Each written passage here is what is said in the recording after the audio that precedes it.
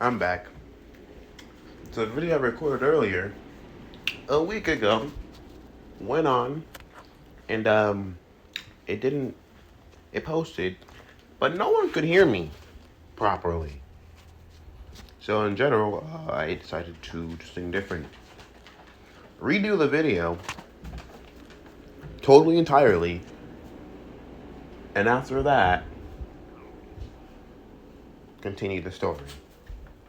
So let's start this again. The underworld, hell. The biblical factions were split into three: heaven, fallen angels, and hell, respectively. But hell was split in, was something different. Before the biblical war happened, hell had a war of its own against itself, against the demons and the devils. There's a clear difference. Demons are what you traditionally would think of hell's incompetence or occupation. They're actual ugly ass looking creatures. Multiple eyes to all type of demons. They're the actual real demons, unlike the humanoid devils that we know from the biblical faction. There was a war, as one demon led upon his kind, Mundus, the Dark Prince, destined to rule all of the underworld, wanting to have the power. Once he conquered the world, he proceeded to decide that he wanted everything of creation, even to go against the God that created him in the first place. The three Satans had to figure out a way to stop him before he could, but to their knowledge, he was just way too powerful. He got way too strong. Lucifer's first ever child would be Mundus, his own son, decided to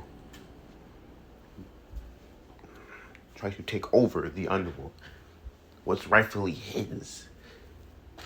If anything, he wanted to conquer the world, but generally, what Mundus wanted was more than just conquering. He wanted everything. He wanted the human world. He wanted the heavens. He wanted everything. He wanted to conquer other pantheons to a point. Stronger pantheons than them. He wanted to conquer every single thing.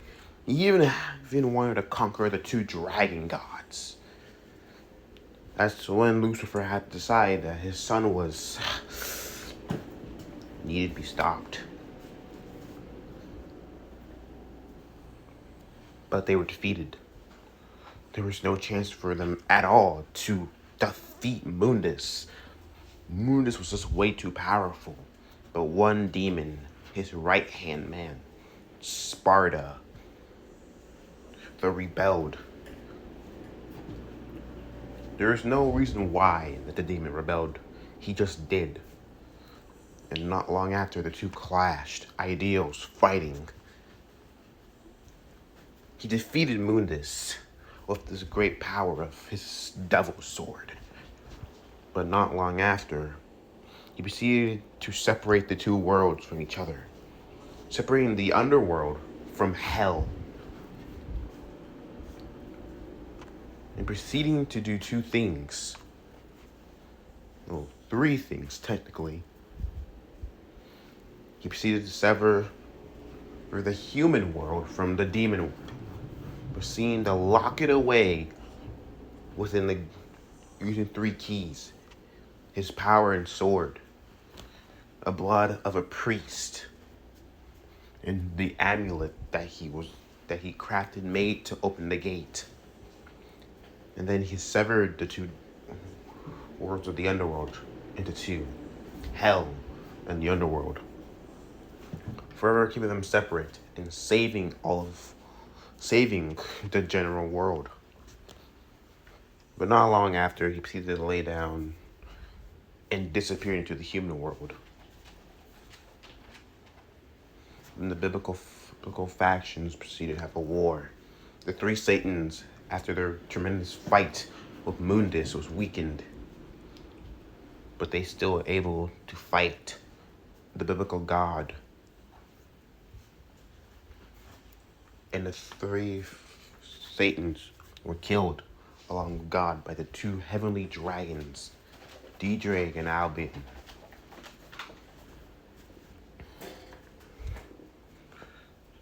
This was the war. But after a while, God, before his death, created a tool for humans, giving them the ability to have the chance of fighting back, creating the sacred gear system, where weapons of massive power, even some levels able to kill a god itself, was created.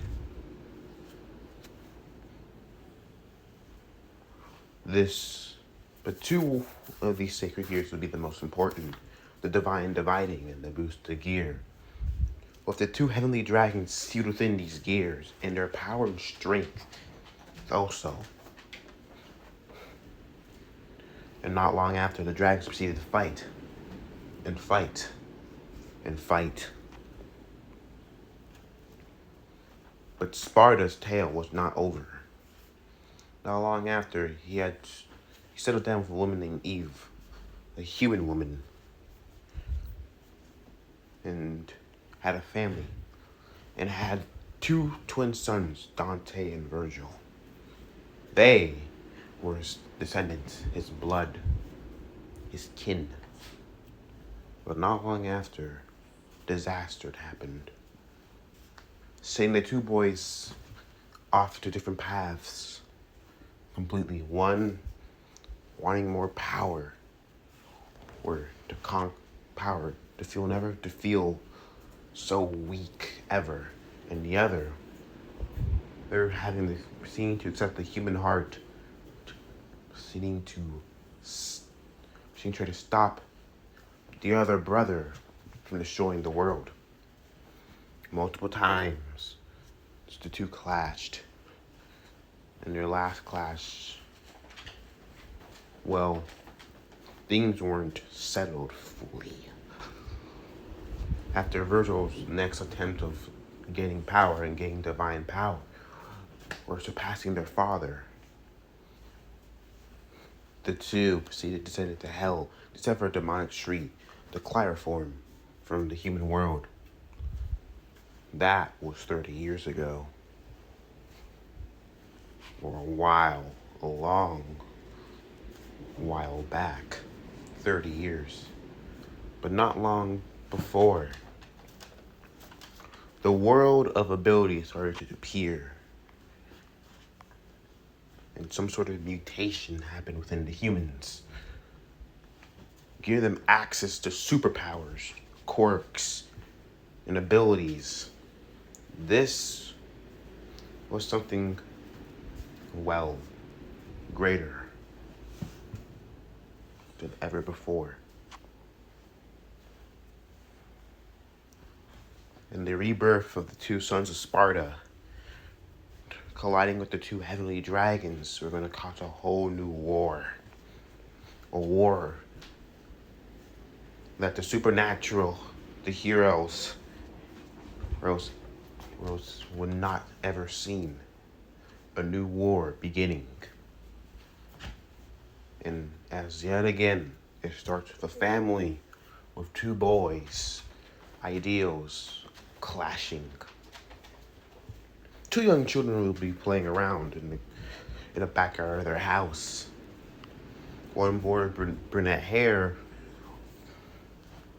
or spiky hair pushed forward with two ponytails in the back of his head, while the other had messy curly green and black hair. These two boys were related. They were cousins, Izuku Midoriya and Issei Hyodo. Unknown to the two, they carried demon blood was in them, descendants of Virgil and Sparta themselves. Issei carrying upon Virgil's blood, Izuku carrying Sparta, carrying Dante's.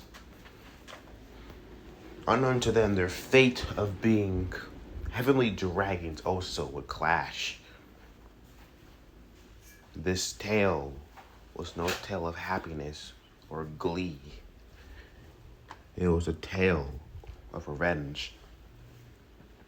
The boys proceeded to continue playing around, Issei having a superior advantage against Izuku. With his quirk awakening, he proceeded to accidentally shooting a wave of plasma at him. The boy easily dodging this. Izuku scowling as proceeding to say, "Hey, you can't do that. Use your quirk." Issei proceeded to simply chuckle. "Sorry." He proceeded to reconstruct the matter around him. The matter around him as simply his quirk was, well, atom reconfiguration. He was anything he can do, anything he touched quite literally, he can generally reconstruct anything to his will. Quite literally, his quirk was overpowered. It had the power of matter itself. Something that's the key to, well, everything. The boy had a powerful quirk, while Izuku was quirkless. That didn't bring him down, though. Izuku proceeded to pull out a wooden sword. He proceeded to hold a wooden sword in front of him. Izuku smiling. "No quirks." He proceeded to grab a wooden bokken right next to him. As he proceeded to smile, seeing that his was broken, he proceeded to do something clever as the wooden bokken proceeded to, at the tip broken part, proceeded to reconstruct into a complete wooden bokken as he proceeded to smile. "You like it? I just learned how to do that a week ago. My dad taught me. Uncle's pretty cool. But," Izuku simply says, "I'm not going down so easily. Just like All Might, I'll smile through everything." "You and All Might," as simply said, "but what you really need to focus on is El Pai." Izuku proceeded to blush as simply saying, "It's always boobs with you."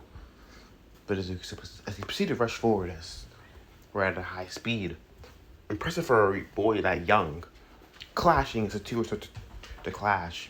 The two was raised in the art of the sword at a very young age. The two being, well, quite literally prodigies. While Issei was confident in his skills, Izuku was, well, far different. He was more timid, relaxed, and laid back. But one thing, once he started getting into combat, his whole perspective and attitude would change to more of a freelance, cocky-like kid. Izuku was some sort of, well, some might say he would be a relaxed guy when he's like this. Issei proceeded to swing diagonally as proceeding to try to swing upon Izuku's lower half. Izuku jumping back forward, as rushing back, dodging the attack, proceeding to flip around. After completing his flip, proceeding to bolt towards Issei, as Issei proceeded to block. Izuku proceeding to smile, as proceeding to do an overhead flip, as proceeding to do a sliding kick that caught Issei off guard, tripping his legs, collapsing the boy as Izuku's sword proceeded to be pointed towards his face, as Izuku would smile. "Got you," as the boy simply says. Issei proceeds to scowl. "No fair. Why are you so bloody agile?" Izuku's timid nature popped back right in as Izuku simply says, "I'm sorry. I'm not really sure. I've always kind of been agile." "Well, yeah, it's kind of unfair. Issei simply says. You proceeded to blow his puff out his cheeks in annoyance. Well, sorry, Oni-san. Whatever. The two boys proceed to hear their names being called by their mothers. Rushing in, she as Issei says, Racia. As he proceeds to run towards inside the house, Izuku proceeds to cry out, hey, no fair! Proceeding to rush after him as well. Once they were in, the two proceeded to smile. This place was an old place. A place of recollections, memories, and, well, generally, memories that they don't know about. It's like whenever they walk through this house, it's like they were walking through a past. The two didn't know what this was or what was going on, but this was an old home. Well, their great-grandfather's home, where their grandfathers used to live, where their great-great-grandfather used to live. The two boys proceed to smile. As very much so, Goro proceeds to smile. Well, look at that. There you two are. Good. You ready to eat lunch? The two would proceed to nod. Izuku saying, hey! Izuku said, I want to see what's on the TV for heroes.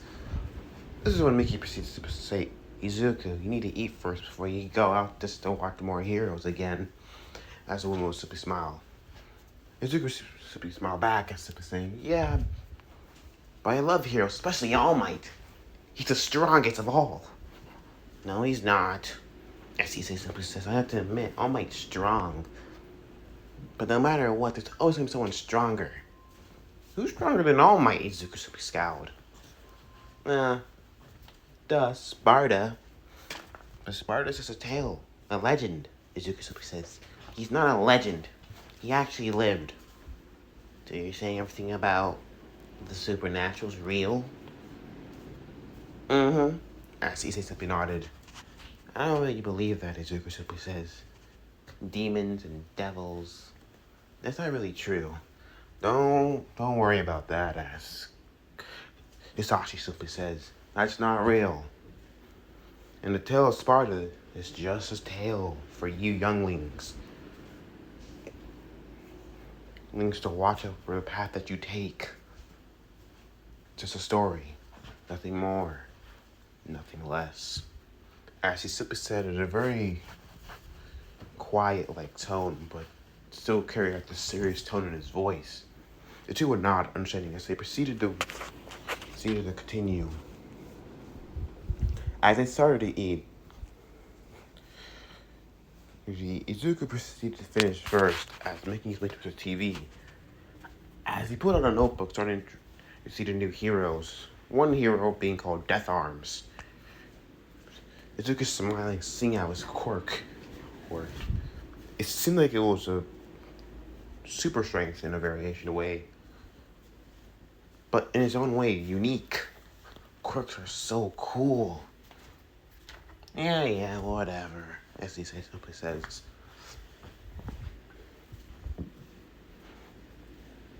Izuku simply looking at his older cousin and simply seeing how the boy was just relaxed. He proceeded to pull out a secret stash of pornography as proceeding to start to giggle. Izuku simply scowled, seeing how his elder cousin was being a pervert. You know that's not okay, you know that, right? Yeah, so? Don't you like to see the wonder and feeling of breath? Izuku simply blushed. That's all you ever think about. If it's not training, or the tale of Sparta's breast, well, what can I say? I just love me some Opie. As Issei proceeded to continue reading. And I die hard, and Suzuki simply says. He proceeded to stop as a strange feeling sort of came over him of euphoria. The boy simply dropped this notebook as simply had a feeling, some sort of feeling going on. He proceeded to walk around the house, this old house that they've been coming to ever since they were young. It's not their home, but it's like a second home to both him and Issei. Their parents lived in different cities of Japan. Musafu along with Kuo. They lived in different places. They were still far away, but close. Izuku also proceeded to look down as, well, generally looking to a door. Seeing to blink the door, seeing that wasn't there before, he proceeded to open the door as some sort of strange feeling was coming off of down there. As then he proceeded to hear a voice behind, "What's down there?" As Izuku proceeded to shriek as he proceeded to say, "What? Don't scare me like that," Izuku simply said. "Sorry," as Issei simply says, shrugging as he proceeded to also look. "We're gonna go down there or what?" "I don't know. I don't like the vibe it's giving off." "Well, that doesn't matter. Let's go." As Issei simply grabbed the boy's hand and proceeded to pull him down. "I don't think we should be down here." "Yeah, we haven't explored everything part of this house." The two proceeded to enter, seeing a pile of, well, it looks like seemingly stuff. Izuku seeing, well, very weirdly, pair of guns? "What are guns doing here?" Izuku simply says. They both looked old, but they looked kind of old, but they still had a look that says still powerful enough to kill a person. The two knew about death and all that, and how weapons can be very dangerous no matter what condition they are in. Do you see that they're still in tip-top shape and still usable? But who does these belong to? They're kind of covered in dust, too. Issei proceeded to turn towards seeing something. "Whoa, is that a motorcycle?" That's what the boy simply says. The Duke proceeded to turn towards hearing a motorcycle. "Motorcycle? Where?" The boy proceeded to love motorcycles, an interest that obviously he got from his father. "Cool. Also covered in dust and webs. Ugh." Izuku stopped and proceeded to see something in the back. As they proceeded to walk forward, seeing dust on the chest, Izuku proceeded to see a burgundy reddish chest. He proceeded to blow on the chest as rubbing it with his hand. As he stopped the dust and proceeded to rub off his pants, he proceeded to look at the color. It's burgundy? Probably wasn't right. Looks like it was a red before. "How do you know?" as Izuku simply says. "Well, with time and everything, depending on how I look at this chest," as Issei simply says, "it looks like it was here for a while. A long while before we were ever born. And by the color this is burgundy, I'm guessing it used to be a brighter shade of red." Izuku simply looked as seeing, simply shrug as doing something crazy as he opened it. Izuku, "What are you doing?" "What? You're the one who said you wanted to come down here in the first place." "Clothing," Izuku simply says. "And bullets? I don't think we should be touching this stuff." Izuku simply looked at his younger cousin as simply seeing something under the clothing, pulling to see it. What is that? Izuku pulled out to see a broken hilt, a broken sword. The sword had a skull in it with an attribute of a skull with like bat-like wings on the side of it. Then the hilt was covered in a for the tip of the hilt having spikes on it, with the skull having a blade coming out of its mouth. This looks really old and rusted, Izuku says. And, well, broken, the boy simply says. Does look cool, though. Izuku proceeded to nod. It's probably nothing. He proceeded to put it back in the chest. I do like the clothing, though, Izuku says, even though it's red. I would like it in green, as Izuku says. But I do like red, though. He proceeded to close the chest. He proceeded to walk away as seeing a blue chest also. Opening it as well, seeing purple clothing. Why is this all purple? Or maybe it's not purple, but... He looked at it again, seeing it's more blue than purple. Izuku said, that's whatever. As then Issei proceeded to see a sword. The sword looked familiar. He pulled the sword. He knew it was a sword, obviously, by the way it looked. It looked like a Japanese katana, Izuku simply says. No, duh, Issei simply says. You proceed to pull out the blade, and there was nothing. The hilt was there, but no blade. Where's the blade? Issei proceeded to pull out. Seeing the look at the blade if there's anything in the sheath. As the metal sound of two clinging, seeing a rusted blade. A rusted blade that's broken in two. But now three. Oh, well that's useless, as Issei simply says. As then a voice simply say, what are you doing down here? As Goro proceeds to say, why are you two down here? The two boys proceed to freeze. Satoshi simply says, you shouldn't be down here. Let's go. Put that away. Now. Right, as Issei simply says, putting the blade away and slightly cutting his hand. Mickey simply saying, what are you two doing down here? They proceed to pick up the boys. As Inko lifts the blade, as proceeding to put the blade back into the sheath.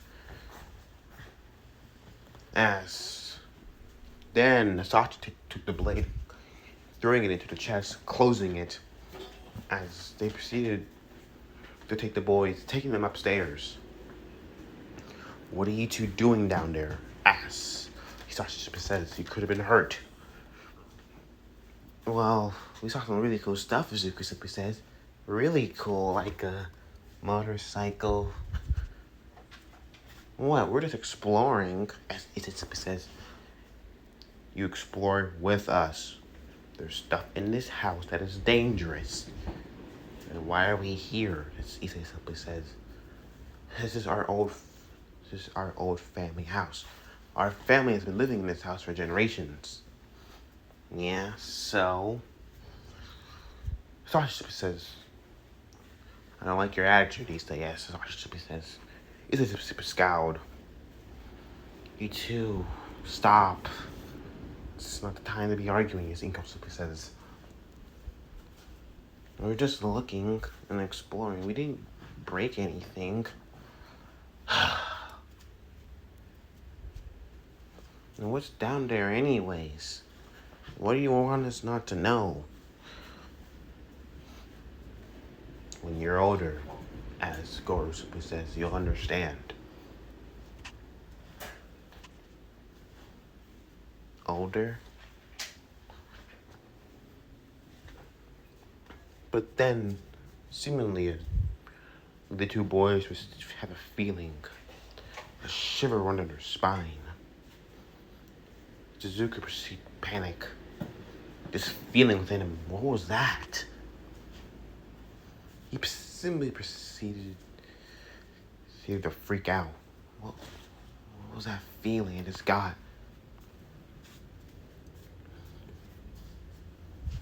I was proceeding to see the children shivering, as in the feeling came over them as well. Mickey's eyes proceeded to widen in shock. Goro's and Sasha's, she's realizing as they proceed to scowl. Of course. God damn it. How? As then a sound proceeded to enter. As then the house went quiet.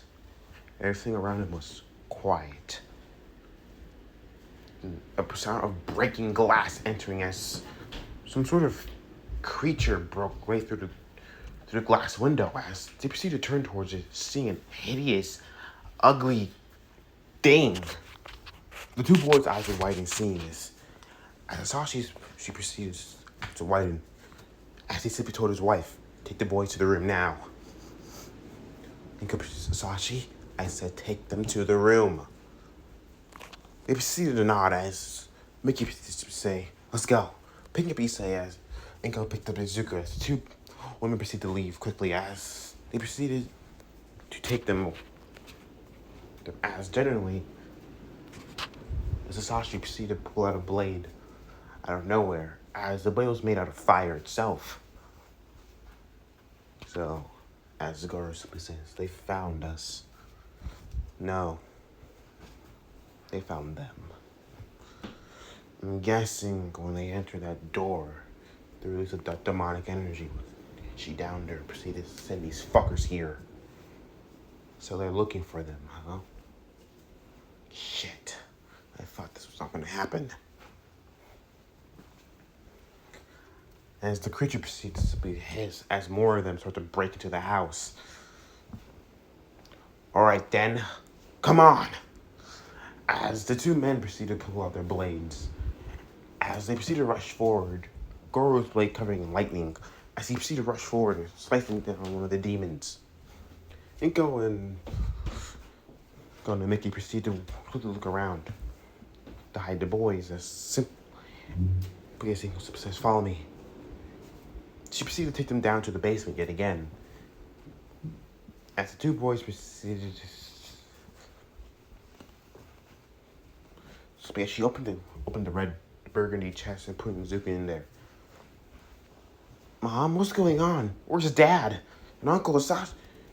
And Uncle Masaru, as Zuki says, you need to stay here, both of you. As Mickey proceeded to put Issei into the purple chest, as she proceeds to say, stay here, we'll be back. And I swear, no matter what, you two survive. Stay strong. As she closed the chest, she proceeded to lock it with a key. She proceeded to nod towards Inko. Ezekiel, always remember this. True strength comes from when you allow others in, no matter what. Never do things alone. Ever. And when you find love, you'll become the strongest that you'll ever be. What is that supposed to mean, Mom? As Zuko simply says. She proceeded to close the chest. Mom? Wait, don't close. Don't go. As she proceeded to close the chest, as she proceeded to lock it. Izuku panicking, proceeded to look through the keyhole. Mom? As they proceeded to, Issei and Izuku proceeded to watch. As before they knew it, right in front of their eyes, those creatures came down. As the two women proceeded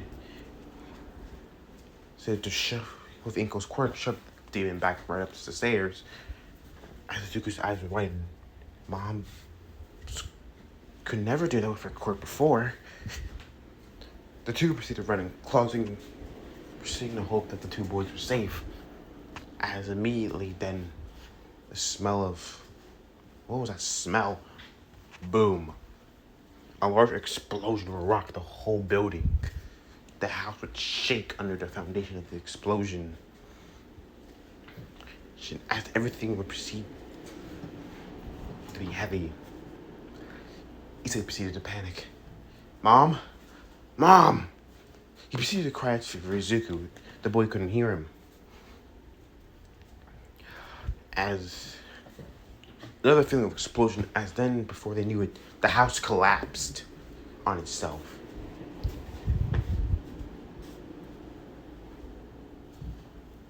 Issei proceeded to wake up. We see him wake up in the chest again. But seemingly, well, he can see the dark night sky.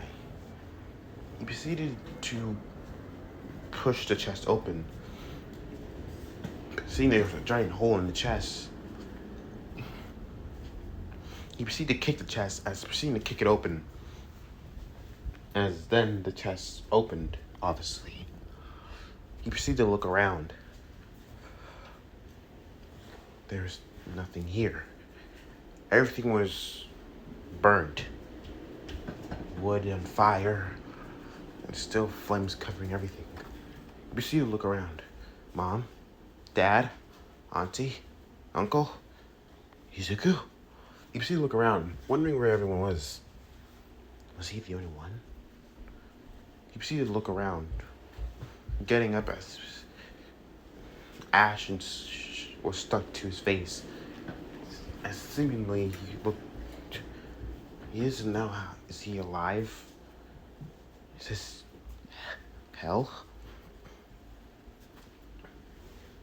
He proceeded to look around. He needed to figure out what to do. He was all alone.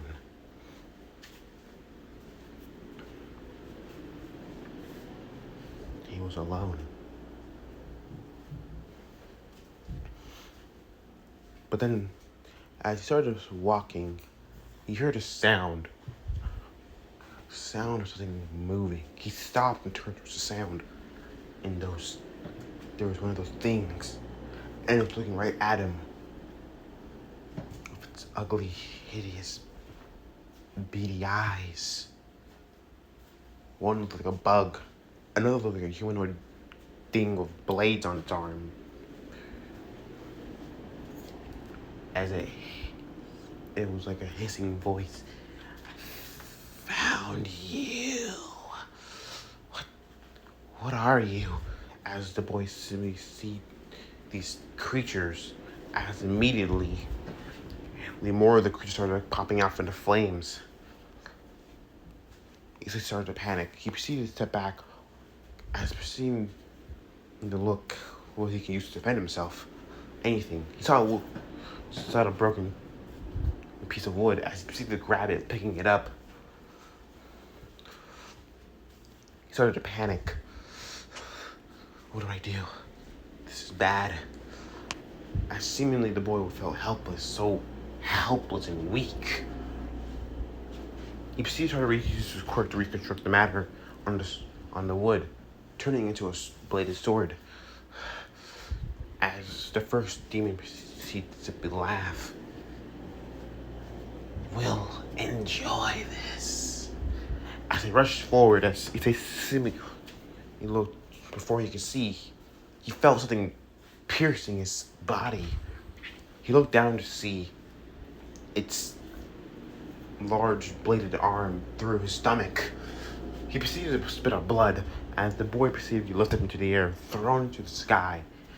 As his body would drop with a lifeless thud, he was still alive. But then they started jumping on him. They started beating, pulling, tearing.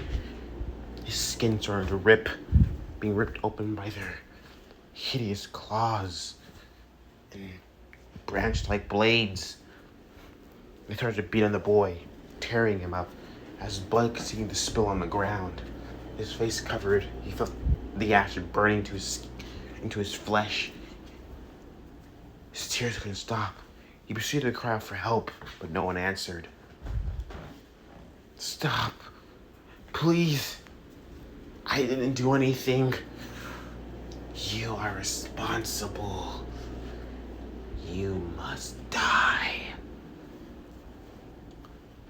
I need help. He felt like his life was flashing before his eyes. Everything slowed down. He was so weak, so pathetic. Not even his quirk could help him in this moment. He felt so weak. He prayed for anything to happen. Prayed for God to save him. Someone, anybody, heck, you even called for a hero or mind. But no one came. As time went still, he saw something. Not something, but someone in the shadows. A man. The outline of his slicked back hair and his cold blue eyes looking at him. Only one word came out of this shadow-like being's mouth. Power. Power? Do you desire power? I desire power. Then grasp it. Grasp the power that rightfully belongs to you. Grasp it. Never let it go. Grab more. More. More. I want power. I desire power. Power. As the boy proceeded to say power, as in a voice within his head proceeded to speak. You desire power, correct? The voice was deep, but filled with supremacy and sounded so powerful. I desire power. Then grab it with your hands, boy. And never let it go, and always grasp for more. As Issei's back would physically tear, as a flash of light would rip, as mechanical looking like wings would form, pushing the demon's back, as a flowing of energy would burst from the boy. A bluish light of energy surrounding him as he started to stand up, as the blood on his body proceeded to stop leaking, as the cuts, the slashes on his body. I desire power. As he proceeded to grasp out his hand, wanting something so badly to hold, as in a flash, the broken soul katana formed right in his hands. He proceeded to pull out the blade as the hiltless blade, the hiltless sword proceeded to pull out, as the very blade within the hilt, from the sheath coming out, as with some sort of demonic-like energy flowing into the blade, we proceeded to bring it back to life in some sort of way. The energy touching the blade, as a light would form, as the blade would be shown in full glory. As the age and rust in the color of the blade proceeded to return upon the sheath as well. Blue and gold accents dancing upon the sheath, and on the hilt of the blade, a blue and gold accent, also with a white strap of line on the hilt. So he proceeded to pull the blade forward right in front of him. I want power. His eyes glowed brightly with a yellow light. As then he gripped the blade tighter. Power is what I desire. As he disappeared, reappeared right in front of the demon. As the demon proceeded to wonder, as Issei's held in the sword was different. As in a diagonal slash upon the demon, as the blood was splurt, as it was split right in half. One demon was shocked. It's the Yamato. He's the vanishing one, the white dragon. of supremacy. Issa simply glared as his eyes, the golden glowing eyes of his eyes, would turn blue. You all shall pay. And from this day on, y'all shall drown in my supremacy, in my power. The boy vanished yet again, as the one demon proceeded to swing, seeing him as then a voice of divide, as in a flash of light, and then in a swift motion, Issei proceeded to bisect the demon. He proceeded to do the rest, to the rest, quickly and efficiently, but deadly. The boy's blade was moving so quickly, it's like he couldn't stop. As he cut them all down, every single one of them, impaling the last one, as he simply asked, now from what of the depths of hell sent you?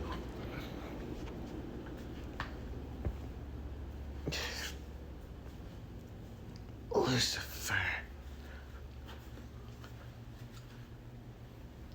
Lucifer. Lucifuge of all. You shall not see the end. You shall die within. As he proceeded to split the creature in half, Lucifuge. Very well then. As the boy's hair would be covered in blood, as his brown hair would change from brown to a silver like white. Proceeded to see his hair change, looking at it, touching one of his strands. As with using the blood, he slicked back his hair. I simply say, I am Issei Hyodo no more. Issei Hyodo has died. My new name, as the boy simply said, is Virgil. I remember who I am. And you all shall die. And my power shall grow. I shall not feel this weak again. The boy would limp away as his wounds started to heal slowly. His family was dead. He lost everyone. His cousin, his aunt, his uncle, his mother, his father. They were all dead. He thought he was the only one. As he disappeared into the darkness on a path of power that will lead to his own self-destruction. Gone.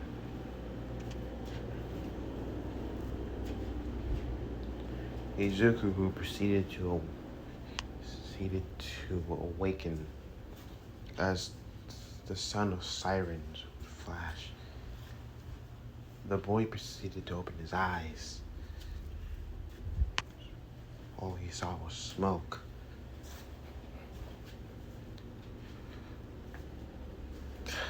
What was going on? He proceeded to open his eyes, seeing and looking at himself. He was holding something in his hands. The broken sword? This broken sword that he's holding, what use was it? Izuku looked at it, the rusted old sword, as it's completely broken. He simply scowled at it. Everyone was gone. He was founded by the police, obviously. Why else is he in this room, this white, clean room? In the hospital in Mustafa. For some odd reason, he's alive. But he knew what he saw. No doubt there. Those were demons. You see the look at his right arm. His right arm looked different.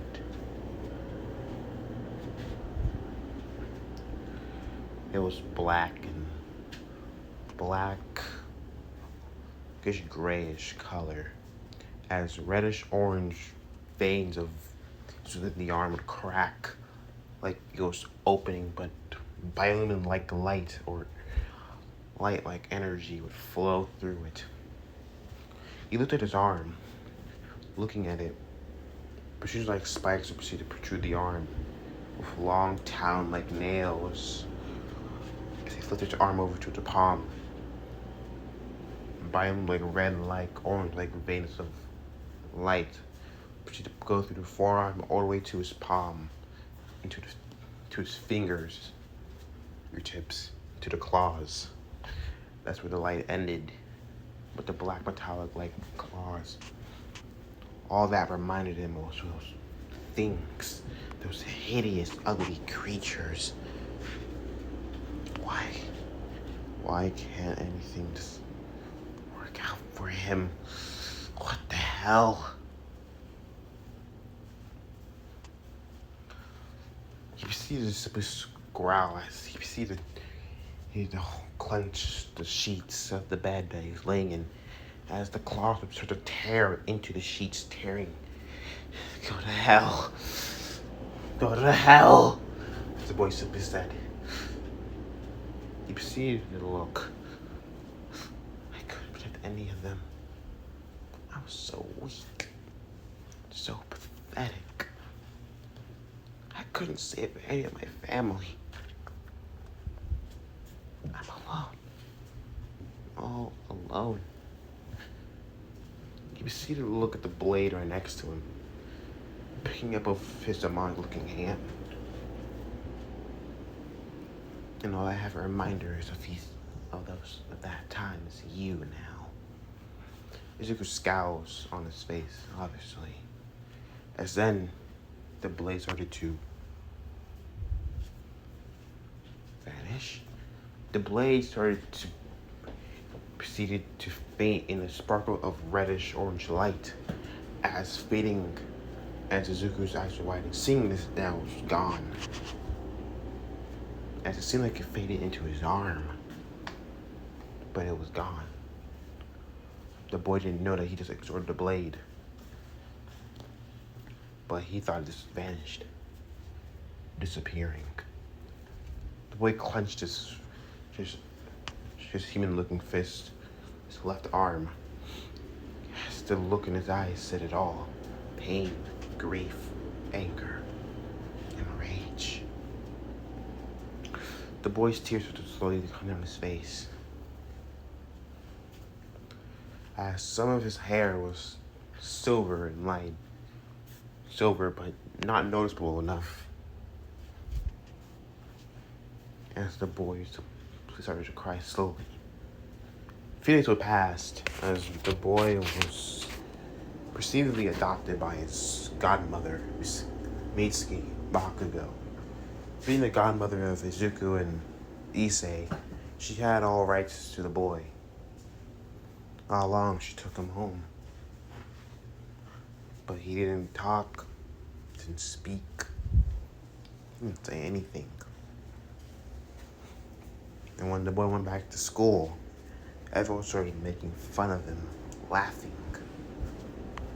And even that, he was quirkless, because a quirkless, useless guy with a weird-looking arm.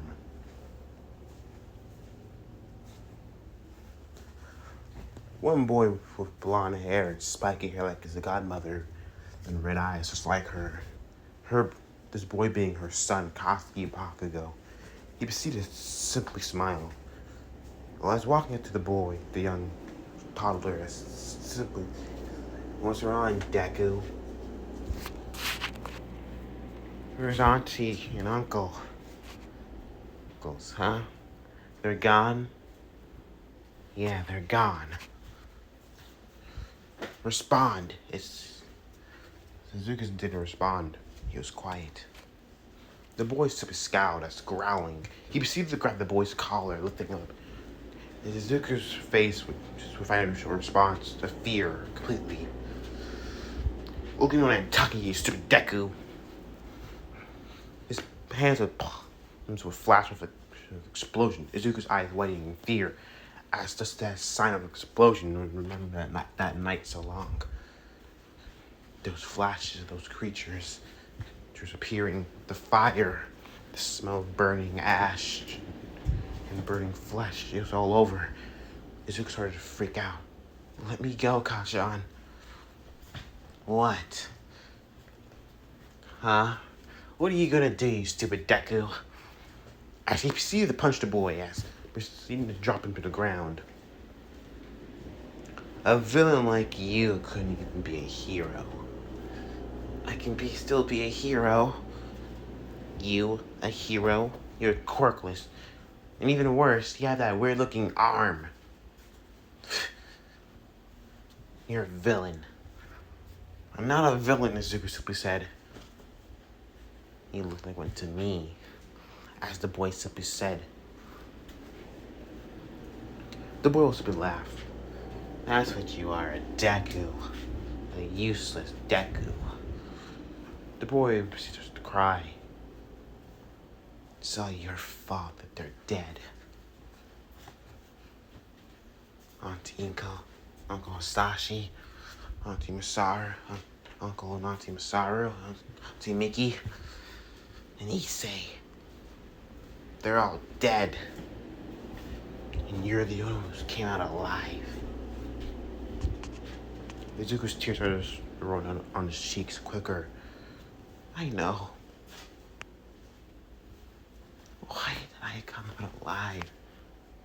Why was I the only one? The boy simply left, leaving the boy to himself wallow.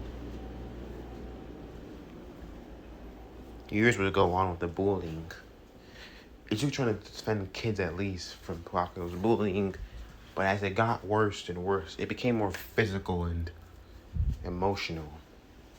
And Bakugo's grudge grew. 10 years later,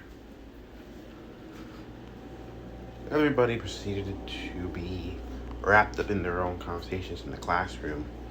Everyone having their own excuses, their own talks and chats. As the teacher would walk in and simply saying, alright, it's time for you to all be serious about your careers. This is your future, your life. After this moment, there's no going back. You enter the real world. The real world is cruel, heartless. But, after he threw the papers up in the air, I know you all want to be heroes. As simply as they all started using their quirks. But one boy simply said, with his feet on the desk, hey, teach. Don't let people do these extras. As the boy proceeded to stand up, as standing on the desk, I'm the only person here that's going to enter into the greatest hero school of all time. UA. As the boy had a grin on his face, a grin that said it all. But the scowl on his face also with his red eyes. None of you extras will even be listed to instead of a D-list hero. Hey, just because you think you have such a great quirk, as one said, doesn't mean you get to belittle us all. I want to say that to my face? As arguments started to happen through the class. And Midoriya, you also want to go to UA. Everyone talked in turn as the boy's red eyes turned towards the boy in the back. Simply just writing on his notebook. As he fell to stairs, he looked up as his curly green and black hair proceeded to shine with some silver for like white glints in it as the boy spilled.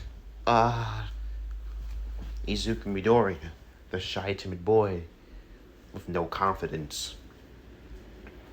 Yeah, Yeah, Izuku simply smiled. Yeah, I thought of joining the hero course because they took out what the took out the fact for quirkless people can take it. Deku! As a voice proceeded to roar, a slamming explosion. The boy flinching in fear and shock as he proceeded to be slammed back into the back of the room. You quirkless loser! What makes you think that you, of all these extras, has a chance of becoming a hero? You? Izuku's fear proceeded to say, Kachan, I thought that you of all of them don't even have a stand a chance with these D-listers either. And then Bakugo proceeded to scowl as his hand was smoke of nitroglycerin as Izuku's fear started to pile up. With the boy taking a demonic look with a shadow over the boy. Alright, Bakugo. Sit down. Lesson's about to start. As seemingly as the boy simply stopped, everything calmed down and quieted it down. As everyone proceeded upon their why the quirkless kid would join UA. Midoriya, the quirkless kid, join UA? Isn't he quirkless? Yeah, but don't you remember what happened to him 10 years ago? Oh yeah, his whole family got killed, along with his cousins and his aunt and uncle. I feel bad for them. And Bakugo's gonna have to live with that, someone like that. Man, that survivor's guild must really gotta eat that kid up. I'm surprised he even wants to be a hero. The boy would simply look down, feeling the guilt weigh heavy on him more than ever.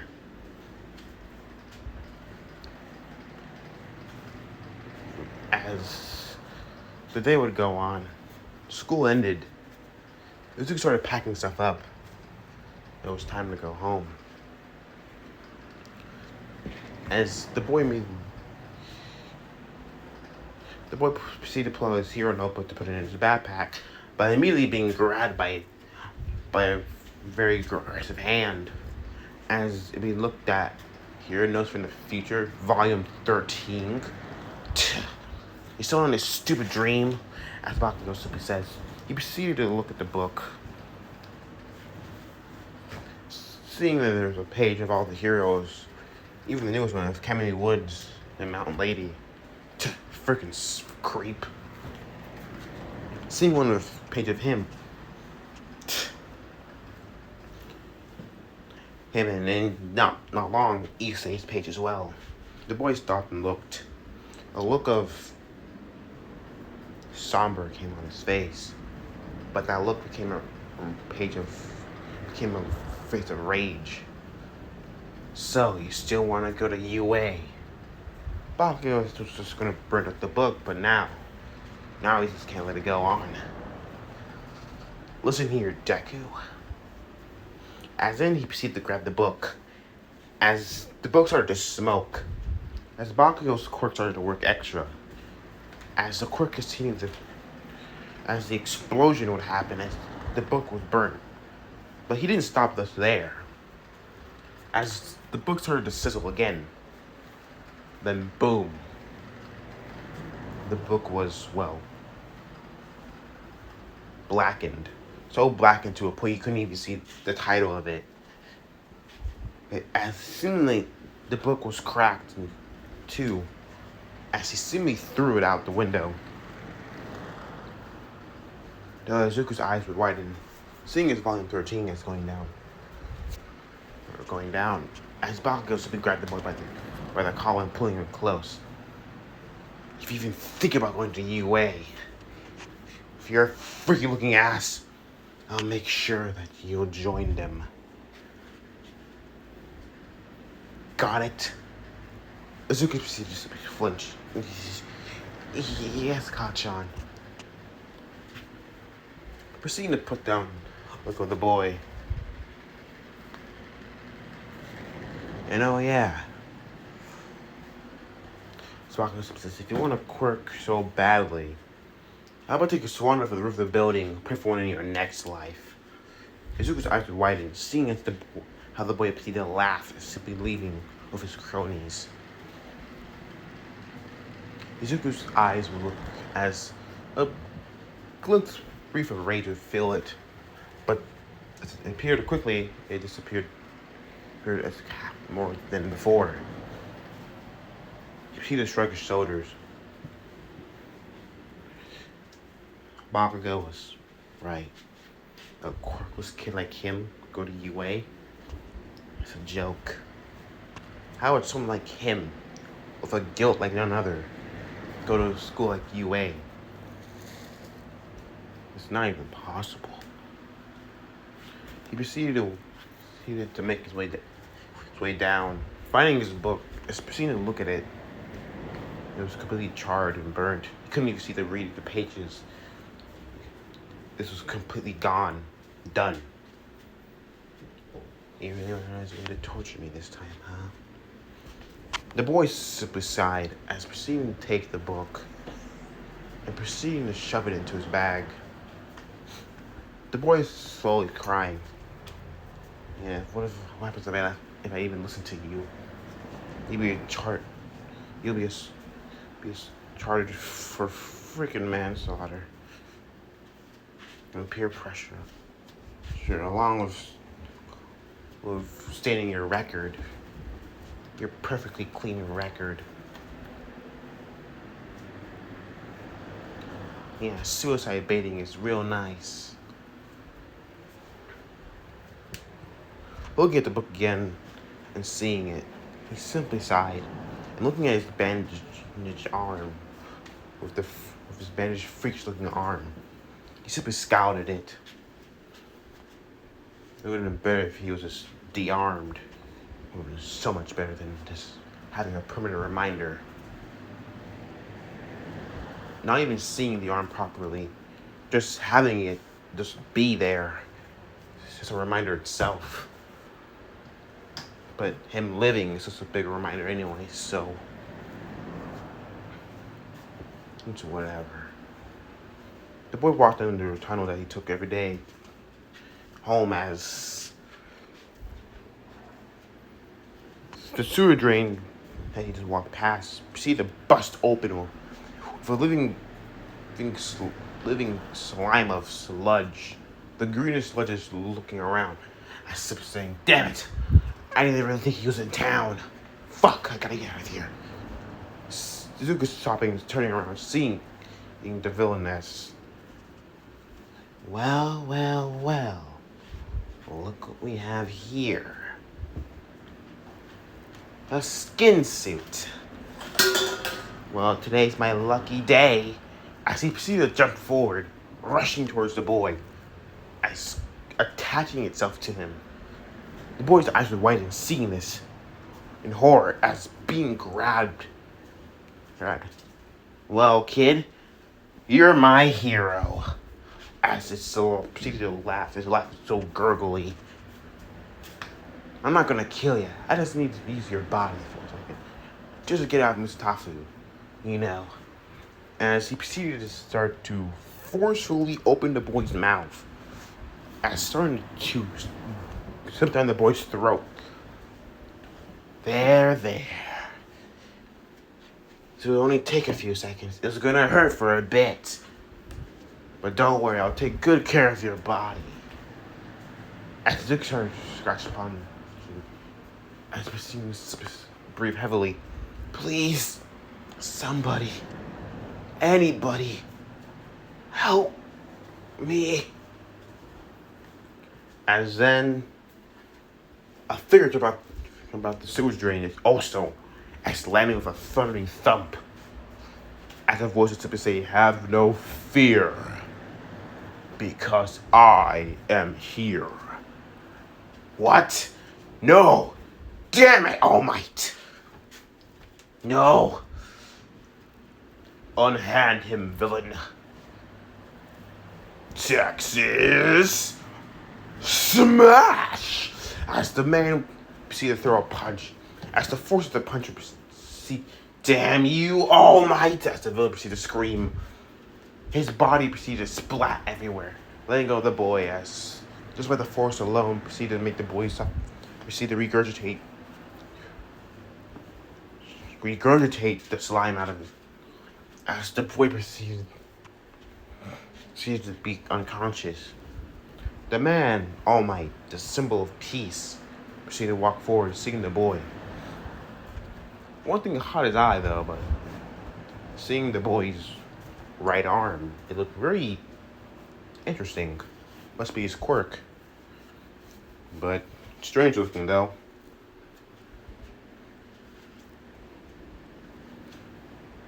He looked at his arm, seeing how the vein-like glow of it, how its blackish color proceeded to shine with a light, like another, the blackish color, as the color of it was black at night with a metallic-like look on it, as the fingers proceeded to glow with an ominous orange like a red glow. Along the back of his palm also being the same. The man proceeded to decide to look at the boy prematurely, slapping his face. Izuku proceeded to feel something slapping him. Come on, get up.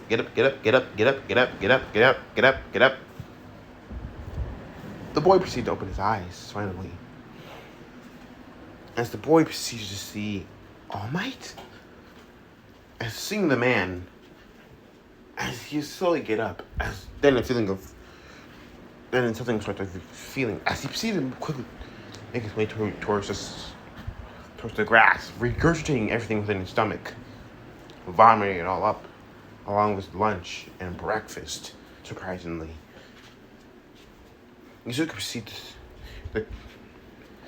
to regurgitate everything out. After doing so, he proceeded to rub his mouth as seeing All Might.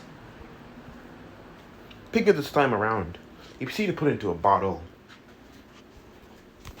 As a symbol of peace was simply smile. Well then, young man, I'm glad that you're safe. You're actually All Might.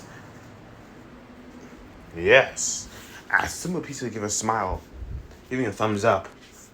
But I have duty calls, and justice does not wait at all, young man. So I must get going. As the symbol of peace proceeded to make his way to leave. Wait, I have so many questions for you. Sorry, I must go. As he proceeded to bend his legs to prepare for a jump, Izuku's eyes were no, not yet. I still have to ask so many questions. As the symbol of peace, farewell, citizen. As he proceeded to jump into the air, All Might proceeded to feel a weight on his leg. Hey kid, let go. This is kind of a bit much. If I let go, I'll die. As the boy simply says, oh, right. Symbol of peace proceeded to drop the boy off from a building, saying, as for the fire escape, that's it. If you're not hard enough, they'll let you down. The symbol of peace proceeded to say, farewell, young citizen. Wait, I have a question. Can a quirkless become a hero? The symbol of peace stopped immediately in his tracks. He proceeded to turn his head slightly towards the boy. The corners of his eyes proceeded to look back with his blue glowing eyes. I always wanted to ask, can a quirkless become a hero?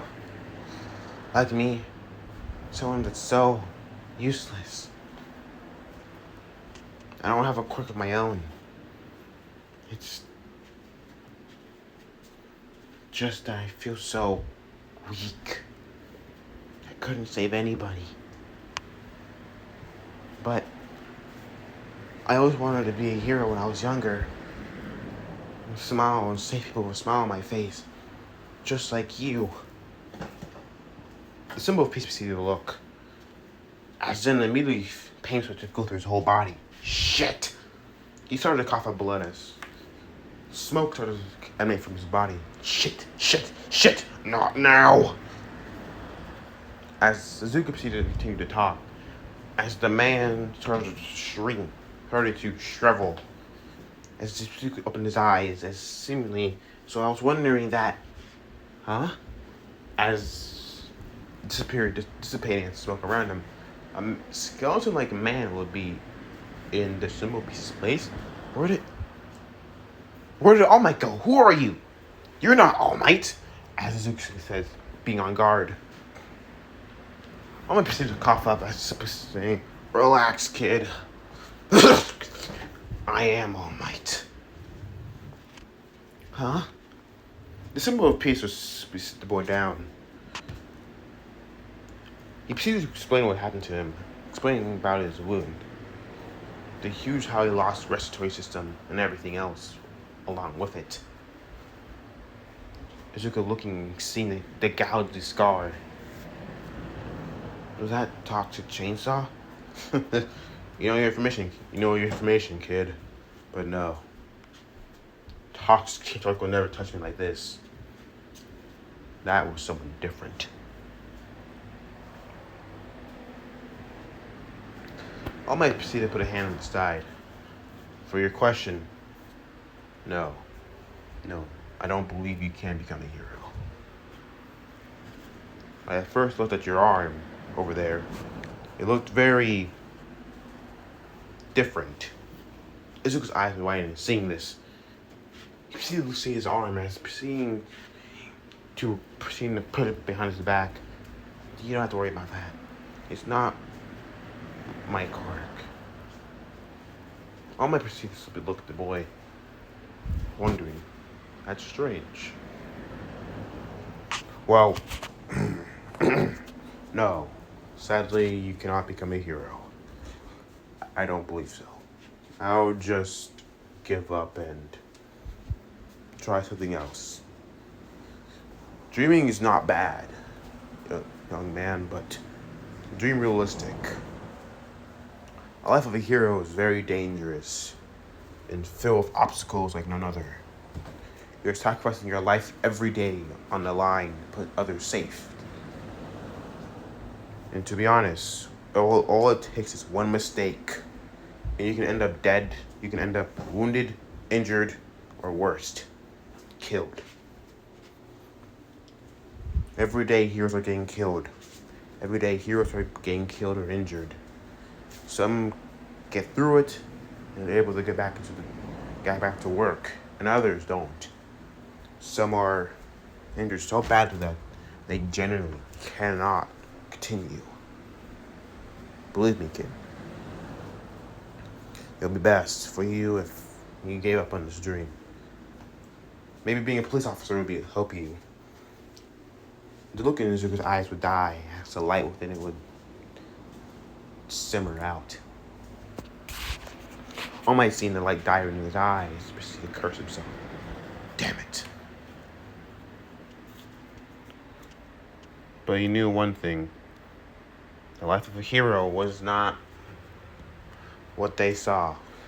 What the public saw was just a small portion. But a hero's life is very gray.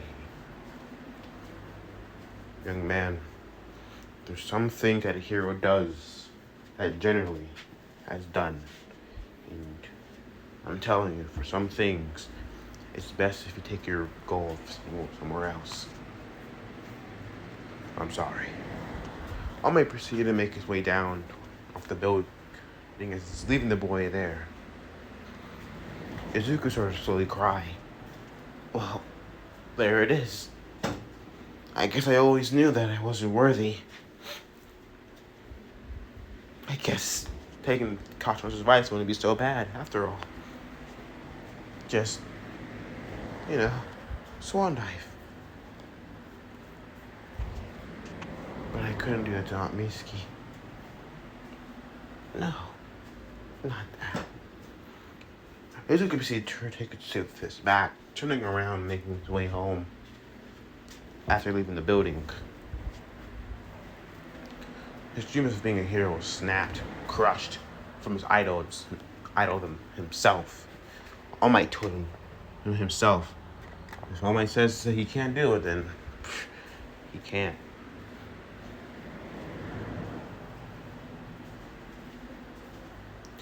As the boy simply walked forward, he simply stopped as you see the hear a sound of explosion. And, well, people starting to run towards one direction. Izuku seemed to wonder what was going on. What was that? Making his way towards it, slightly not shoving his way, like through the crowd, he saw the sludge guy? How did he run from All Might? You see, look around in the crowd as one guy said, wasn't that the villain that All Might was chasing? Yeah, I heard he got hostage as a kid. Hostage? A kid? Izuku's eyes would widen as the guilt started to pour on. Oh no. Poor kid. Must be suffering in there. Where are the heroes? Why are they not doing anything? They don't have equal quirks. Their quirks won't help. They're not suited for this. Damn it, where's All Might? As one crowd once said, as Suzuki looked around for the symbol, the man, as seeing him, the man was clutching his side. He was cursing himself. Izuku realized his time was up. Oh no. Right, he did say he only had 3 hours. He just wasted those 3 hours. Izuku's eyes would widen. The guilt was starting to pour on his head again. No. Again, he got someone killed. Someone was dying because of his actions. Yet again, he's responsible. Izuku's eyes proceeded to look forward, looking at the villain, as he proceeded to see the hostage for just a moment. As the hostage would proceed, the struggle, or once again, as proceeding to see red eyes of fear, and immediately knowing who it was. Bakugo Katsuki. God, John. The boy's eyes were seeing this as Izuku realized he's dying because of me. What am I supposed to do? No. Somebody else that I care for is dying. You might be a total dick to me, but no one deserves to die because of me. The flashes of the fire and how his family was taken. Issei Oni-chan, Kasan, Tochan, auntie and uncle, and Hamiski and Uncle Masaru. Those faces of pure pain and agonizing. He couldn't look at his aunts and uncle and just watch as their child die. No matter what, he was still a dick and all, but as Zuko's body started to move, he started to run forward. As Death Heart proceeded to scream, "Kid, don't go over there!" As the boy started to run faster. Izuku proceeded to ponder, what am I doing? Why am I running? What's going on with my body?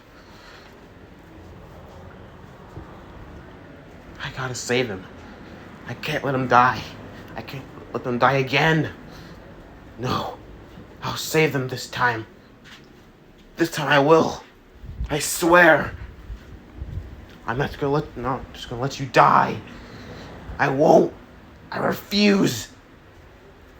And then a very deep voice within his mind would speak. Do you desire power? Power? Who's there? Who's that? I asked the question yet again. Do you desire power? I do. I shall give you the power, But you must give me something. What? I'll give you anything. I swear.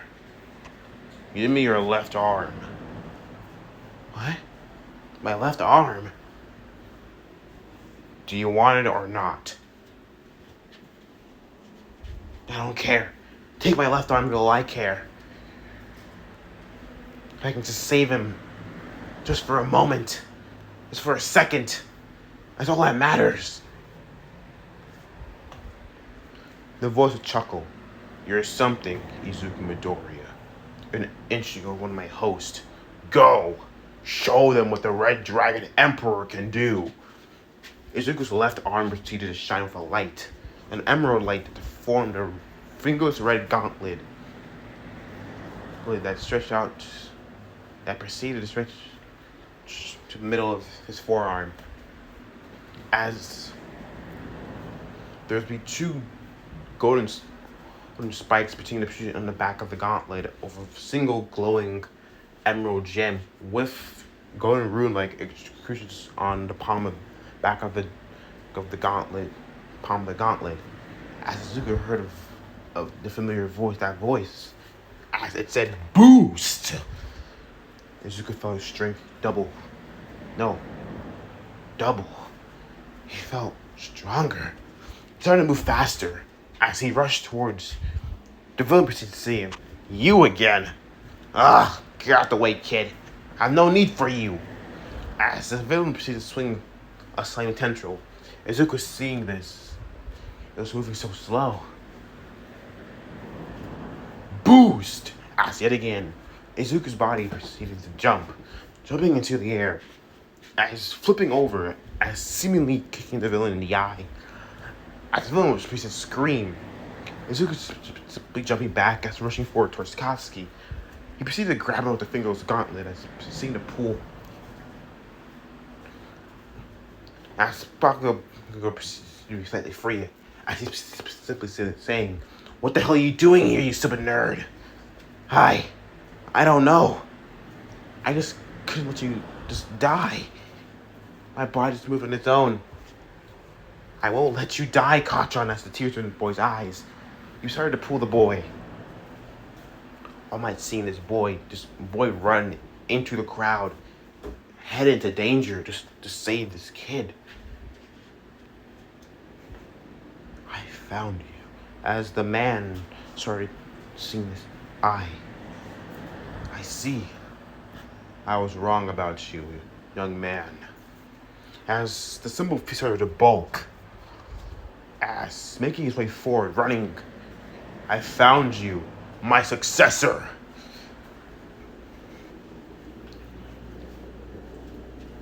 Izuku proceeded to rush to pull as Izuku said, "I refuse to allow you to die.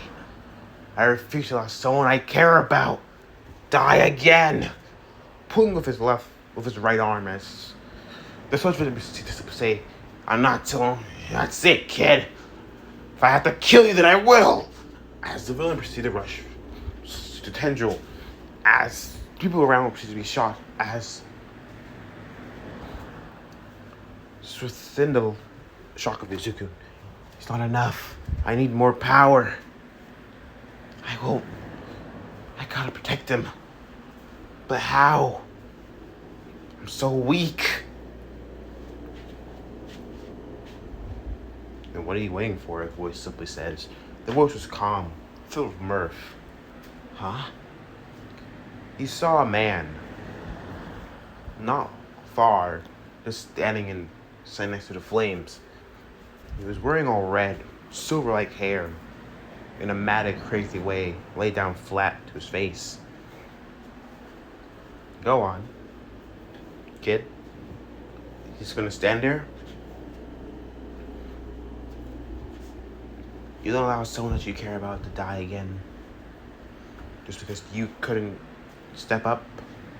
Come on, kid. Grow some balls. Stand up and save your friend.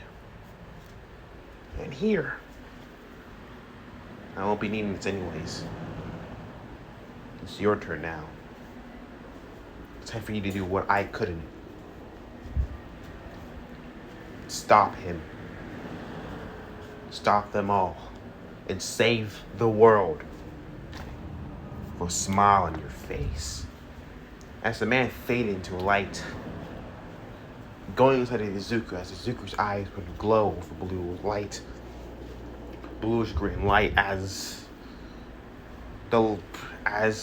his right arm was wrapping with shred, as Izuku proceeded to scream, as proceeding to summon the blade from Earth from all those years ago, the broken blade, as the blades would rust with their road, as the blade would be fully formed, proceeded to be repaired and fully repaired and formed, as he pulled it out, as immediately he proceeded to pull the blade out, swinging it, as detaching the slime attack, cutting him, as the villain proceeded to be shocked, not feeling physical pain, but this felt different. Izuku proceeded to glare at the villain. You're not taking anyone today. Ever. The boy clenched the blade. As Izuku simply said, I refuse to go down like this. Boost! As he proceeded to say, Dragon! Cyclops! As he proceeded to swing the blade, as the blade proceeded to glow in a bright red color, as swinging it down, the blade proceeded to flash toward the villain, as the attack hit the villain head on, exploding, as he splattered everywhere, as the boy simply stopped, as seemingly as feeling exhaustion, as breathing heavily, as the boy, I did it. I saved my friend and stopped the villain at the same time. Think again, as the villain simply said, as reappearing reforming behind the boy. That hurt, you know. I don't know how, but I'm gonna kill you first. The boy's eyes were widening, as immediately feeling the power leave him, as if the voice was to say explosion. As the power just immediately vanished, as the Duke collapsed to his knees. No, damn it! Looking to see the man, as seeing the large slime coming forward. Crap. Even with all that power, I'm still a useless, worthless deku. I couldn't even save him. As closing his eyes, waiting for his death, it never came. Opening his eyes, seeing, I'm really apathetic, as All Might simply said. All Might? The boy simply was shocked and whispered, I put you down, young man. And even though you crushed your dreams, you still ran in headfirst to danger. Just to say that, young man who's your friend. That I'm wrong. Forgive me. Now, young man, let me show you the true heart of a hero. Detroit! No! The villain screamed. No! This can't be happening! Smash! All my throwing his strongest Detroit that he had done that day, he proceeded to blow the villain away, as the villain splat everywhere, causing the fires around that Batcat was trying to put out, along with the weather to completely change. Death Arms in shock said he changed the weather with a single punch. Holy shit, one, as Connolly Wood simply said in shock. All Might proceeded to stand as the rain started to pour down from the sky. As lifting up his fist in the air, people started to shout his name. A bit later, Izuku was scolded for running in so recklessly, so naive. The boy was naive, of course. But not long, they commended the boy for his quirk. Hey kid, I was the guy constantly at the weapon. Huh? The boy looked at the sword and simply looking at it. Right, the boy said. Proceeding to give the sword away, but immediately as they touched the sword vanished within a red light. Back to... as it proceeded to return into Izuku's right arm. As immediately as the boy blinked, I didn't do that. Must be his quirk, as Common Boots says. But next time, don't rush into that like that so recklessly. The boy simply nodded, being let off with a warning. A quirk? I have a quirk? Izuku looked at his hands, seeing the gauntlet. No, it's not a quirk. He obviously knew it was something totally different. That blade was so familiar, though. Izuku stopped and simply looked away. As the aggressive voice of Super say, Deku! Izuku turning and immediately seeing Katsuki. You quirkless shit! Izuku seeing him as Kachan. Listen here. I didn't need your fucking help. You got that? Whatever bullshit quirk with that you used, it doesn't matter. Cause I'll still beat you any day of the week. Izuku proceeded to blink. The boy was shocked. Well, I'm out of here. Bakugo simply said as he proceeded to walk away. Izuku blinking. What just happened? The boy turning back, starting to make his way home. Seemingly now. I don't know what just happened. A sword? And this gauntlet? And what was that voice? Who was that? And who was that man? As then, All Might right appeared in front of him as him saying, "Ha ha ha ha, young man, I found you." All Might? The boy said in shock, as All Might deflated immediately as the man spitted out blood. The boy still freaked out by this as a simple piece said, "Relax, kid, it's me." Right. What are you doing here? Young man, forgive me for putting your dream down. Huh? I was wrong. Today I saw you. I saw you rush into a situation that you clearly had no chance of handling. A quirkless boy like you, running in to save a friend of yours. That takes guts, kid. Reckless. Yes, but I can assume something. Huh? Your body moved on its own, didn't it? Izuku's eyes widening. How did you? All Might simply smiled. That, my boy, that is the tale of every hero happening. Some say that their bodies moved on their own, rushing in to save someone, just to save them, save one person. That is the true heart of a hero. You, young man, can become a hero. Izuku's eyes widening. Tears started to flow on his face. The tears started to flow. I deemed you worthy of my quirk. Izuku's eyes widening in shock. What? I'm worthy of being a hero? The man simply smiled. More than worthy, young man. You have a shot at this. A genuine shot.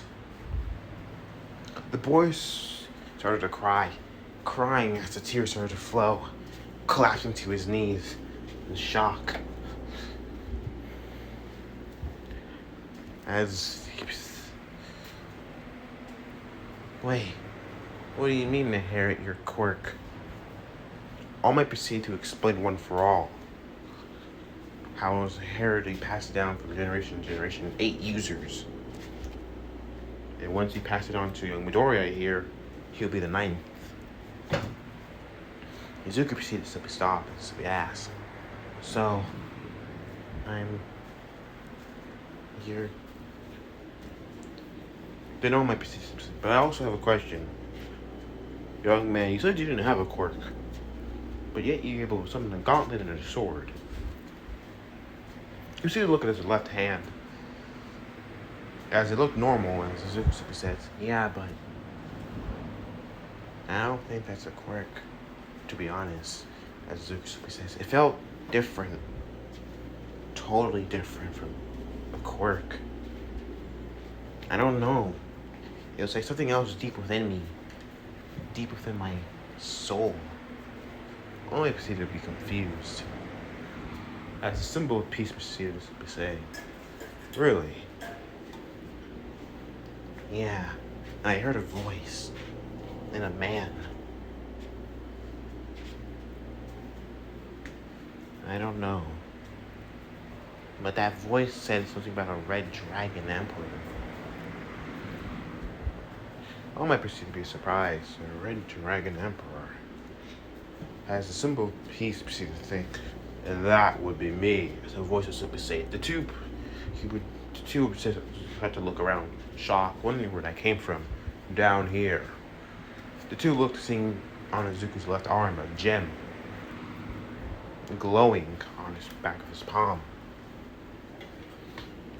I am the Welsh dragon of domination, D-Drake, but you can call me Drag. The Welsh dragon of domination?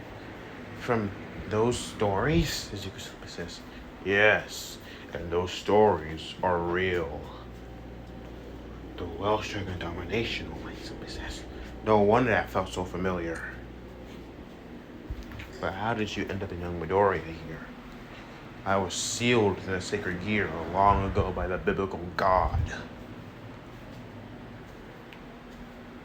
And you, my friend, my host, is not fully human. Izuku's eyes widened. I'm not? No, you are not. You are a demon and a half-human. And now half-dragon. The boy was shocked. I'm half-demon, human, and dragon? The boy blinked. What's going on? When I awakened, I was surprised I was in the blood of... I was in a host descended from Sparta himself. But even more surprising, I'm in the host that's related to the legendary Devil Slayer Dante. One that I had met a couple of times myself. What? Dante? Devil Slayer? This is all so new. All Might simply said, we have a lot to talk about then, D-Drake. Yes, we do. And you, my partner, have a lot to look forward to. Your life will be filled with trouble and hardship, but you'll get through it. It's time for you to really know who you truly are. Right, Izuku said. I'm ready. Good. Because once this starts, you cannot ever fall back. Simple piece of nod, understanding. And simply Izuku would nod, following his sensei as they would prepare.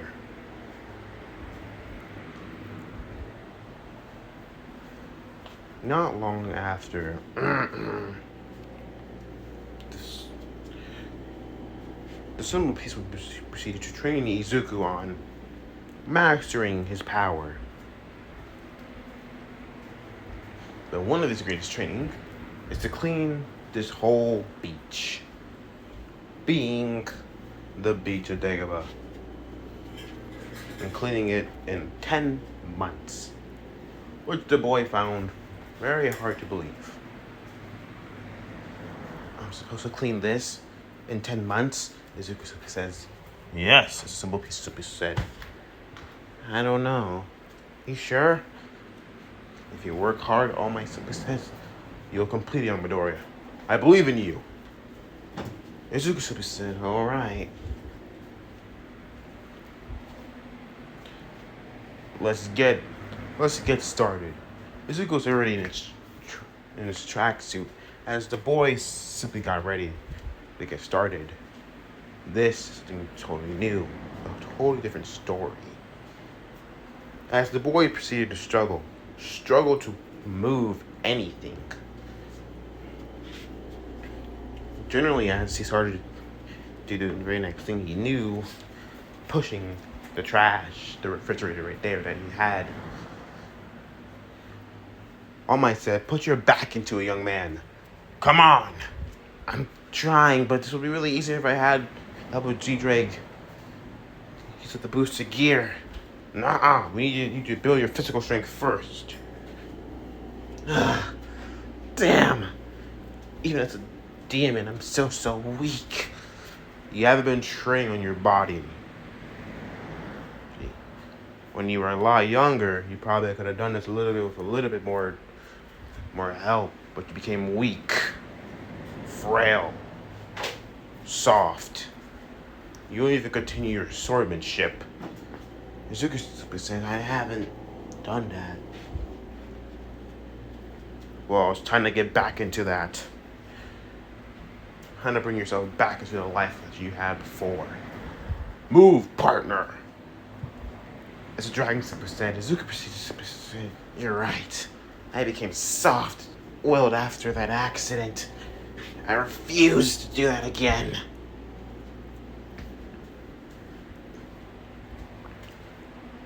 With the help of the dragon and All Might and their training, Izuku was able, not long after, clean the beach in under 5 months.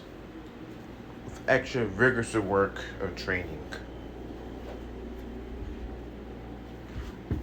Well done, Dieter simply says. You cleaned the beach.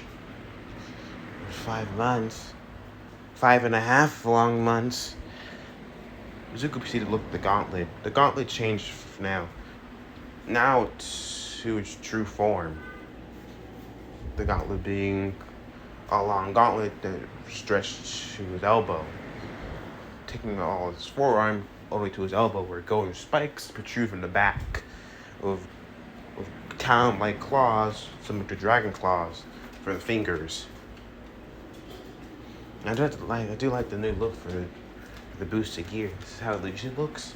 Yes, that's just in the normal stance. You should check out the third liberation. Second liberation, it looks nice. He talked about this balance break thing. What is it? It's a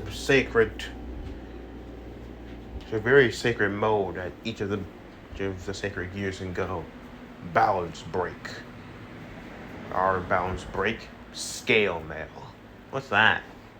Scale mills are armor, dragon armor. Were formed from the boosted gear itself. It's a forbidden technique.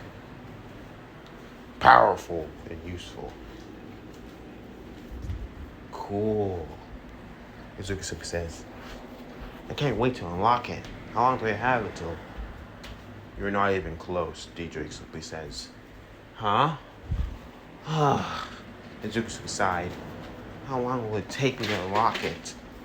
A while, partner. But if you keep training, you won't. Training, I can say under a year, you'll be able to attain it and be the youngest Red Dragon Emperor to unlock the balance breaker ever. Izukusubi smiled. Yeah, that would be pretty cool, Izukusubi says. Well, Izukusubi smiled. He proceeded to prepare himself, ready to fight, ready to become stronger, to save everybody with a smile. As he continued to train, the boy became stronger and stronger. And after a while, he proceeded to become at least strong enough to feel confident he can take on the UA pretty easily. Afterwards, Izukusubi sighed. Well, as looking at All Might, the symbol of peace will simply smile. You have received it. It's time for your reward, young Midoriya. One for all.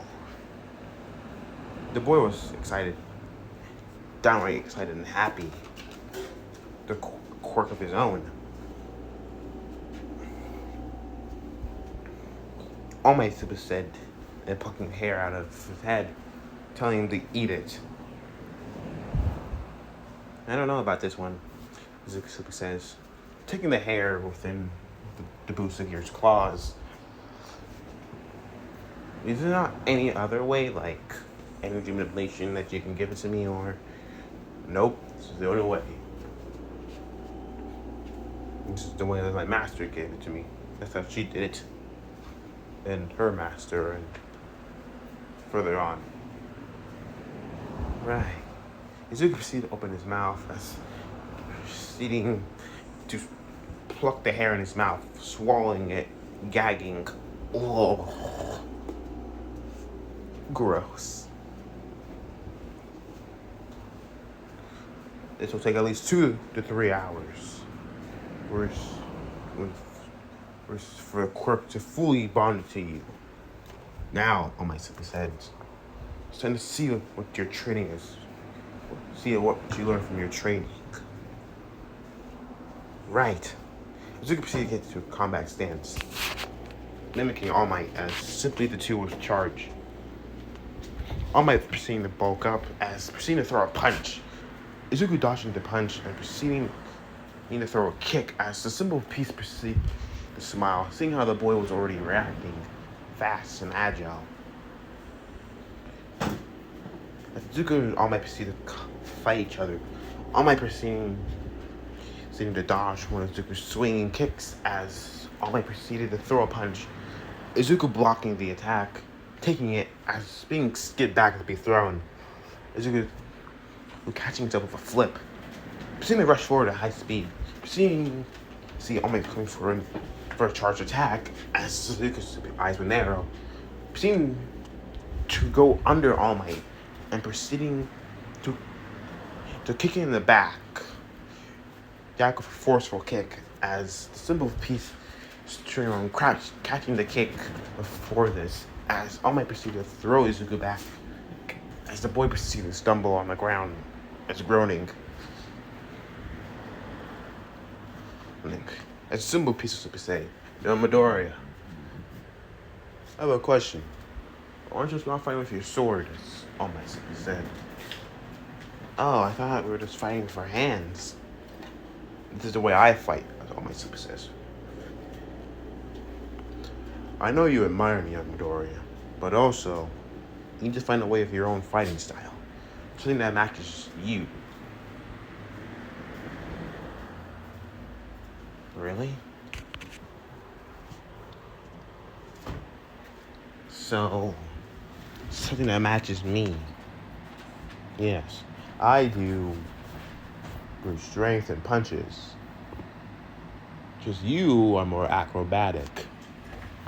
You also have a sword which you use sword katas, in which you use your flexibility with your what you learn over the years when you were younger, when you train with a sword.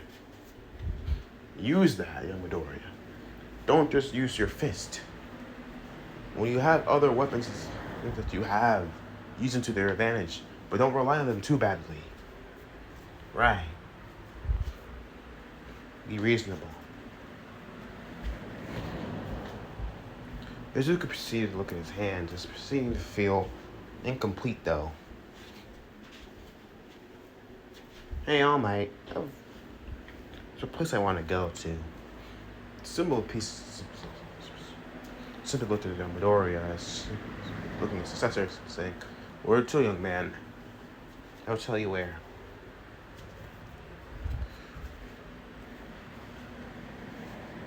But just not now. Maybe after the entry exams. All proceeded to nod, understanding where his successor was coming from now. As the two proceeded to train, 10 months would go by. Another 5 months would go by, actually, as they proceeded to grow stronger. Izuku even gained used to having the Welsh Dragon, and more adjusting to his power. Izuku can at least boost up to 50 times before he hits his max of 50. Even to a point, if he needs to go, he can go beyond that. 60, but his limit is 50. And his control over One for All is at least 10%. So that's good. And using the full cow technique, Izuku was able to find a way to actually truly control One for All.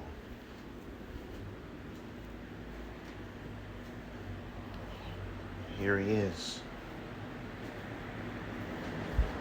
This is the time, his moment. Everything relies on this here and now. No chance to back down. Izuku proceeds to make his way forward, preparing as he proceeds to trip upon a curve side, as he proceeds to say. Or I can just face plant. But proceeding to catch himself, as catching himself, he proceeded to run into somebody, bumping into them as Izuku's sturdy body proceeded to stand up straightly as Izuku proceeded to look as the boy proceeded to blink, seeing who was on the floor. The boy had some few changes, like his features still being freckled, but his hair being the most different, being more straighter out than curly, and being silver. As the green hair, he would have silver and black hair, or silver like white hair with black highlights in it. The boy being shocked as he was saying, "Oh, I'm sorry, I didn't mean to do that." As the boy proceeded to reach out a hand, the person proceeded to take it as rising. "It's alright, you're fine." As the girl proceeded to simply brush it off, Izuku proceeded to look into her eyes, those blue-green eyes. Izuku's own blue eyes would proceed to appear, being shocked in her crimson red hair. She was a total beauty. The boy proceeds to continue to stare, stopping as saying, hello? She's saying, "Oh, I'm sorry, I didn't mean to stare." He proceeded to blush embarrassingly. She proceeded to smile. "It's alright. You're here for the entrance exams, am I correct?" "Uh-huh." The boy simply nodded. She simply smiled. Well, good luck. That she simply smiled as she proceeded to walk away. She was beautiful. And she had pretty big boobs. Izuku proceeded to shake his head. "Don't think about that now. Focus on what needs to be done." As Izuku proceeded to enter, it was time. Time to be a hero. I'll just skip through the written part because I'm pretty sure that doesn't change the story. The practical part is the next part that we need to focus on. As Izuku proceeded to be prepared, along with his little trouble with a blue-haired boy from earlier. The boy was really uptight. Even though Izuku was shy in nature, he started to be a bit more relaxed. free roam, you know? Like, similar to a certain devil hunter. Well, Izuku was preparing to relax himself out. He had an urge that he was missing in his arsenal. He had the boost of gear, one for all, in his sword, but he just couldn't feel that his arsenal was just incomplete to a point. Like, he was just missing two things in it that could make it complete. And he generally didn't know what it was. But he had a feeling that he subconsciously knew what to do with them. Seemingly as Izuku proceeded to get ready, you could see another contestant nervous. The brown-haired girl being nervous beside him as freaking out. He thought of maybe calming her down would be the best thing he can do. But as he prepared to walk towards her, that blue-haired boy, yet again, got in the way. Are you going to distract her? She's trying to focus. Izuku proceeded to freak out. No, I was just trying to give her some confidence. As visibly as the boy was scowled. That sounds nice, but you also need to focus on your own test. Or do you not think this is important? No, I'm sorry. As simply as the blue boy would proceed to go back to his own place. As Drago simply said, you're way too nice. Maybe you should be once in a while have a girl backbone. I have a backbone, Izuku simply spoke with Drake. Well, not enough. That Koski boy still makes you shake. Well, one thing I do have to admit, he's strong. Really strong. Ready? As President Microsoft said. And set. As doors are open and Izuku proceeds to rush forward, rushing at a fast pace, running in as seeing the first robot, slicing it down. Immediately, subconsciously, summoning the rebellion. I didn't mean to summon the rebellion, as Izuku simply said. But no matter. Use all my weapons. Everything I have. As proceeding to charge of one for all to 10%, its full power as proceeding to max it out. I'm here to become a hero. I'm giving it all I got. Zeus says, well, very well, partner. Let's go, as Drake simply says. As Izuku proceeds to rush forward, rushing and cutting down robots left and right. This is my chance. My chance to fulfill my dream. My chance to be the hero I want to be.